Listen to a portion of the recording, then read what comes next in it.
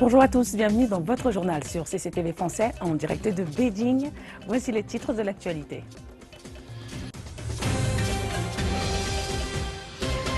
Le président chinois Xi Jinping est arrivé dans la capitale du Zimbabwe, Harare, pour sa première visite d'État dans le pays.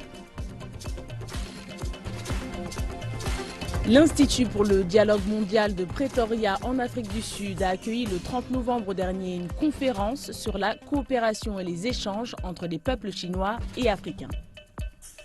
Les négociateurs venus du monde entier présents à la COP21 ont commencé à travailler sur une solution pour limiter le réchauffement climatique à 2 degrés. Plus de 100 experts venus de 20 pays participent au 3e atelier du Forum régional de l'ASEAN sur la sécurité spatiale qui a débuté lundi à Beijing.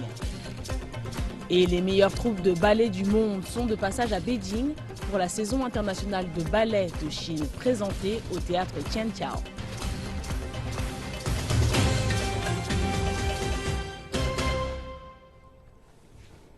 Et à la une de l'actualité, le président chinois Xi Jinping est arrivé au Zimbabwe, pays dans le sud du continent africain.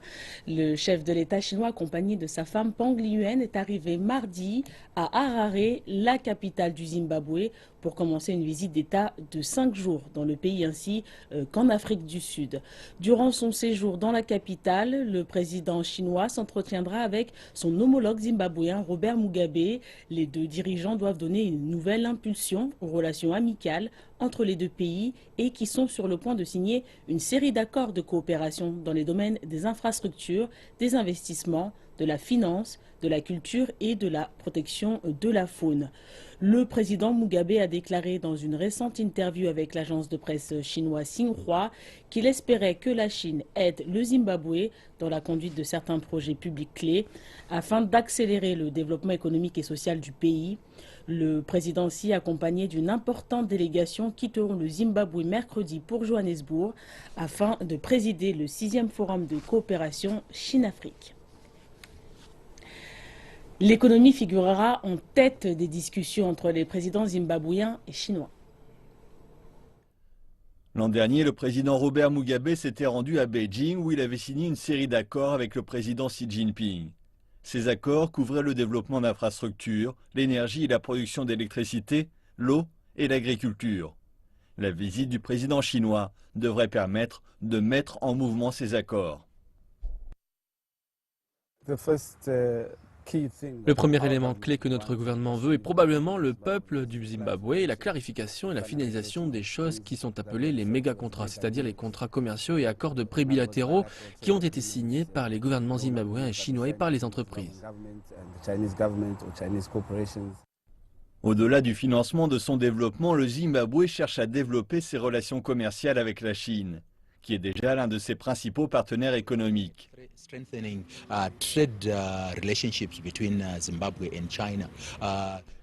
Le Zimbabwe cherche aussi le renforcement des relations commerciales. Si vous regardez, les chiffres ont connu une croissance annuelle depuis que le Zimbabwe s'est véritablement rapproché de la Chine.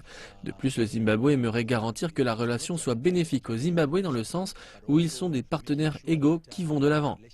Is also beneficial to Zimbabwe as a trading partner in that they are equal partners going forward. Le commerce sino-zimbabwéen a doublé en 5 ans pour s'établir l'an dernier à 1,2 milliard de $. Le Zimbabwe exporte essentiellement tabac, coton et chrome. Il entend inclure de la valeur ajoutée à ses matières premières afin d'exporter des produits semi-finis ou transformés.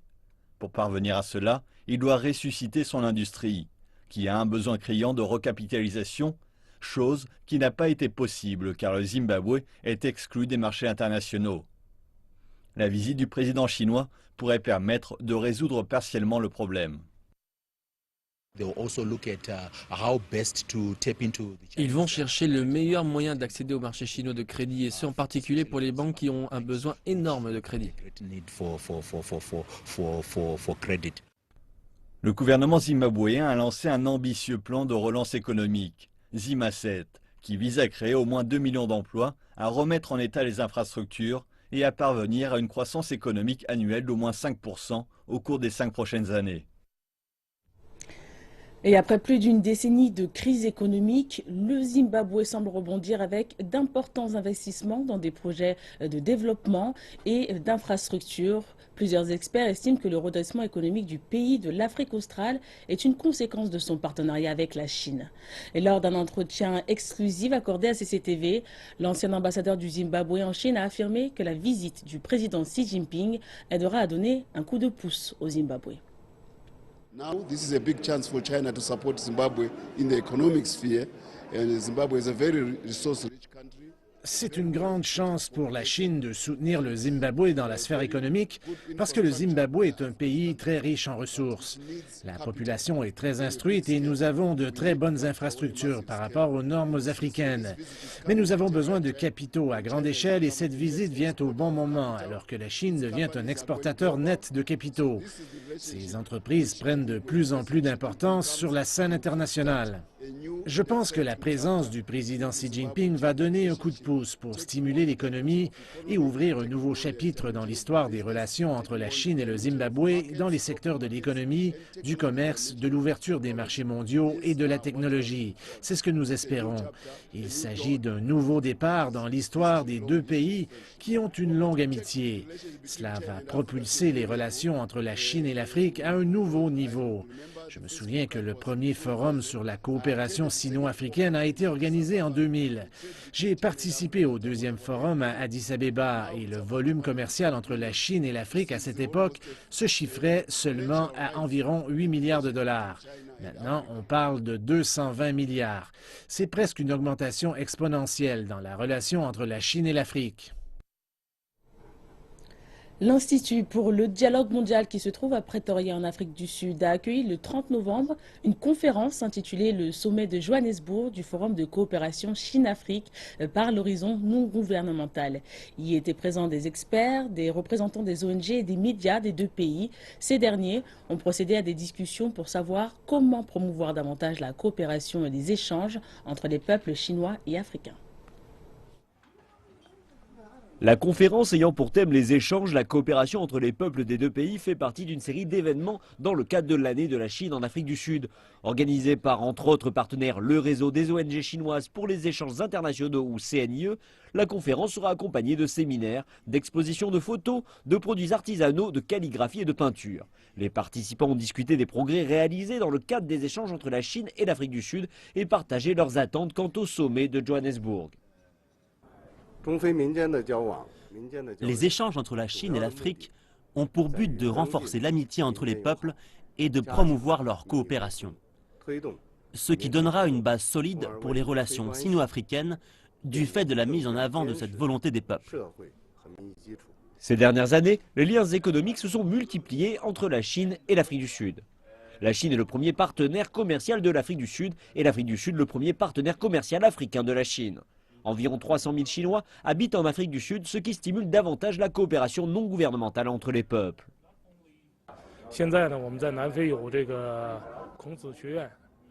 Nous avons un institut Confucius en Afrique du Sud. Sur le plan économique, en plus du commerce, nous multiplions les investissements l'un envers l'autre. Des compagnies sud-africaines investissent en Chine et vice-versa. Les relations bilatérales se développent bien sur les plans politiques, économiques et culturels. Et contrairement aux idées reçues sur l'Afrique du Sud, le pays dispose d'infrastructures et de systèmes industriels performants. En tant que membre des BRICS, l'Afrique du Sud a de nombreux points communs avec la Chine. Le pays est appelé l'usine de l'Afrique et la Chine l'usine du monde. Et également, les deux pays ont des opportunités et des défis similaires. Je pense qu'à l'avenir, les Chinois seront plus riches. Leur pouvoir d'achat augmentera et ils voyageront plus. L'Afrique exporte de plus en plus de produits vers la Chine. Nous attendons davantage de touristes chinois. Par la fenêtre, nous voyons nos splendides paysages. Nous avons de plus en plus d'opportunités de coopération. Le développement de l'économie chinoise est important pour nous. Nous espérons qu'il y aura un résultat gagnant-gagnant.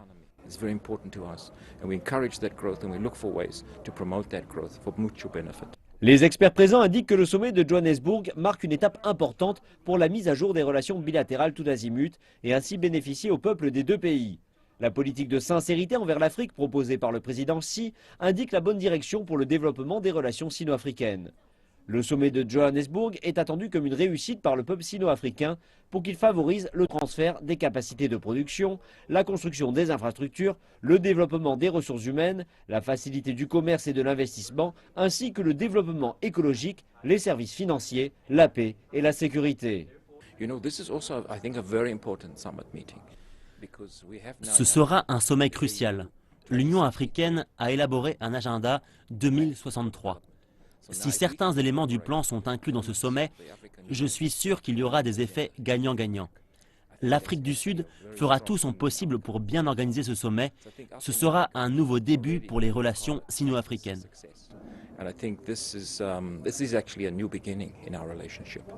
Depuis 2000, le Forum de coopération Chine-Afrique se réunit une fois tous les 3 ans, passant en revue la coopération sino-africaine au cours des 3 années écoulées et élaborant des projets pour les 3 années à venir. Le forum constitue à ce jour un mécanisme important dans la coordination des relations entre la Chine et les pays africains. Les négociateurs présents à la COP21, la conférence des Nations Unies sur le changement climatique, ont commencé à travailler sur une solution pour limiter le réchauffement climatique à 2 degrés. Mardi, les délégués chargés de rédiger un nouvel accord sur le climat se sont rassemblés dans le vaste centre de conférence de l'aéroport du Bourget à Paris. Au total, 195 pays participent au processus de négociation, chacun avec ses priorités et ses contraintes, ce qui a par le passé rendu un consensus impossible. Les points clés tels que le financement du passage aux énergies renouvelables est toujours l'objet de division. Lundi, jour d'ouverture de la conférence, la plupart des dirigeants ont pris des engagements volontaires de réduction des émissions. Le président chinois Xi Jinping a souligné l'importance de la différenciation des responsabilités. L'accord de la conférence de Paris devra prendre en compte les situations nationales de différents pays et mettre l'accent sur les résultats concrets.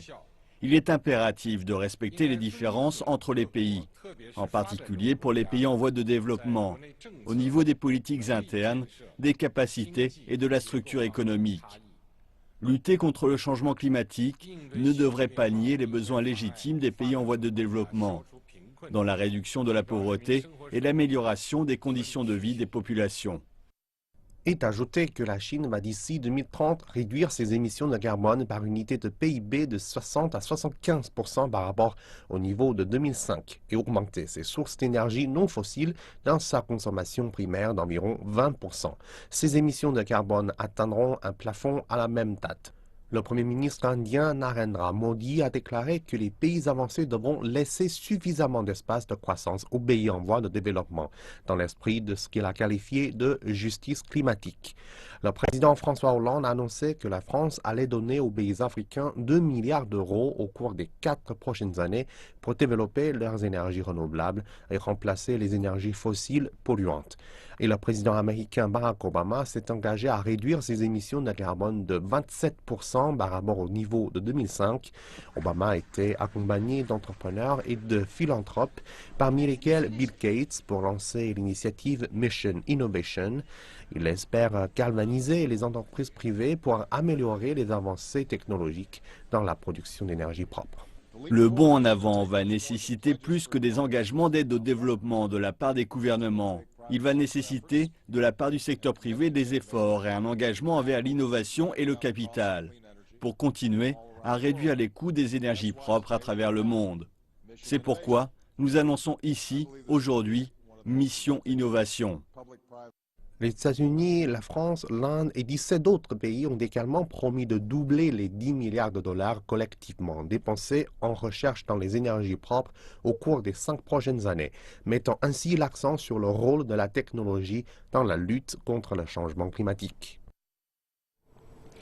Et une des mesures clés dans la réduction de la tendance globale au réchauffement concerne évidemment la réduction des émissions de carbone. La Chine entend réduire son empreinte carbone de 17% à la fin de cette année par rapport au niveau enregistré en 2010. Le marché du carbone semble être devenu l'une des solutions clés en la matière.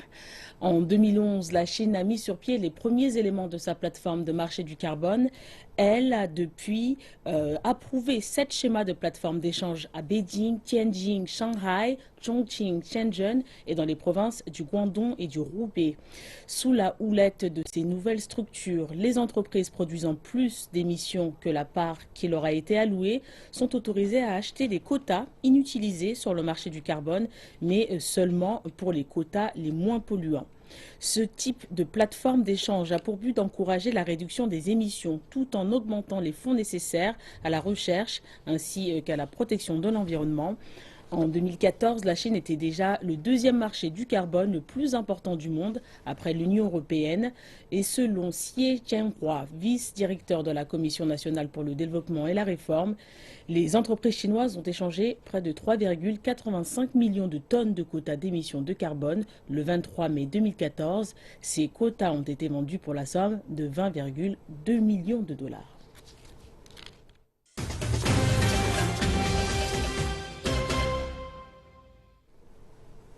Deuxième partie de cette édition, les humains ont été sur la Lune, lancé des satellites qui ont transformé les communications mondiales et capturé des images d'étoiles et de galaxies lointaines. Toutefois, il y a également un côté obscur à nos activités spatiales.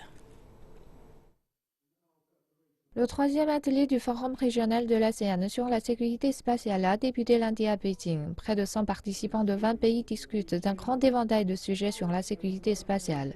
Cela inclut les lois internationales liées à l'espace, les politiques nationales et les mesures de contrôle des armes. Plus de 60 pays sont actuellement impliqués dans des activités spatiales et plus de 1000 satellites sont en orbite. Mais les activités de plus en plus fréquentes dans l'espace soulèvent aussi des inquiétudes sur les débris. L'espace est si important pour tout ce que nous faisons ici sur Terre, que ce soit des transactions par carte de crédit ou la navigation et la localisation, mais l'espace est en péril. Il est impératif pour nous de travailler ensemble afin de maintenir la durabilité à long terme de l'environnement spatial. En plus des débris spatiaux, la course à l'armement dans l'espace pose une autre grande menace pour le futur.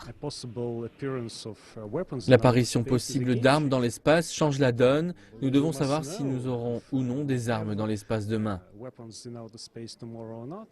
Pour réduire ces risques, la Chine et la Russie ont conjointement soumis un projet de traité à la conférence sur le désarmement à Genève. La Chine pense qu'il est essentiel de compléter le droit international actuel relatif à l'espace. Nous devons négocier et parvenir à un document juridique qui empêche l'arsenalisation de l'espace et une course à l'armement dans l'espace dès que possible. Et les pays doivent prendre des mesures appropriées et faisables, suscitant la confiance qui conviennent à leurs propres conditions. Un officiel chinois a indiqué que le monde ne devait se développer en premier et se désarmer ensuite. Nous devons prendre une approche équilibrée pour aborder la sécurité spatiale. Nous devons tirer des leçons du processus de désarmement nucléaire et ne devons pas reprendre la vieille voie de se développer en premier et se désarmer ensuite. Nous ne devons pas attendre que l'épée de Damoclès soit au-dessus de nos têtes et ensuite réaliser la gravité du problème. La Chine, le Laos, la Russie et les États-Unis président conjointement l'événement. C'est la première fois que la Chine accueille un tel atelier du Forum régional de l'ASEAN. Alors que les nouvelles technologies transforment les médias, les magazines de mode et d'autres quotidiens sont confrontés aux blogs en ligne. Plusieurs gros titres ont annoncé la fin prochaine de leurs activités alors qu'ils perdent de nombreux lecteurs. Et dans le même temps, les plateformes de nouveaux médias tels que WeChat et Sina donnent la voix aux blogueurs. Certains gagnent même en notoriété en postant sur Internet des informations sur la mode. L'un des magazines pionniers de la mode, Riley, a été suivi pendant près de 15 ans par les passionnés de mode. Mais il vient d'annoncer qu'il cesserait son édition imprimée à compter de janvier 2016. Également ce mois-ci, le célèbre magazine local, le Shanghai Weekly, a cessé sa publication. De plus en plus de gens modifient leurs habitudes de lecture en passant de la presse écrite à la presse en ligne. Et Li Wenxi est l'une d'entre elles. J'avais l'habitude d'acheter des magazines dès que je me rendais dans un kiosque à journaux. Mais désormais, je n'en achète quasi aucun. L'une des raisons est que ces magazines sont très lourds et pas faciles à transporter. Une autre raison est que je ne sais pas quoi en faire après les avoir empilés chez moi. Je ne pense pas qu'ils soient très recyclables. Désormais, je lis par les biais de mon téléphone ou avec certaines applications mobiles. Les magazines de mode et de style de vie ainsi que les quotidiens ont été le plus durement touchés, car poster des informations en ligne sur ces thèmes nécessite peu de formation professionnelle et peut attirer un large public. Les blogueurs de mode sur Internet et autres micro-blogueurs ont commencé à avoir d'importants groupes de fans il y a 2 ou 3 ans, quand de plus en plus de gens ont commencé à utiliser WeChat et Weibo depuis leur téléphone mobile. Certains sont devenus si célèbres qu'ils ont même été invités à des événements majeurs comme le défilé de Victoria's Secret, ce qui leur a permis d'écrire des scoops sur leur blog dès le jour suivant, et ce bien plus rapidement que la presse magazine traditionnelle. Les magazines de mode traditionnels ont dû changer sous l'influence de cette pression. Su De est la directrice d'un magazine mensuel et a été témoin de cette transition au sein de l'industrie. L'année 2010 a été le pic du secteur en raison de l'expo, mais après cela, tout a diminué, surtout dans les hebdomadaires et les magazines de mode, car ces derniers recevaient les investissements de clients dans l'industrie de luxe. Désormais, le gouvernement a mené une répression sur la consommation de luxe et il y a moins de cadeaux offerts. Donc, les sponsors ont modifié leur budget marketing et cela a affecté les magazines qui le sponsorisaient.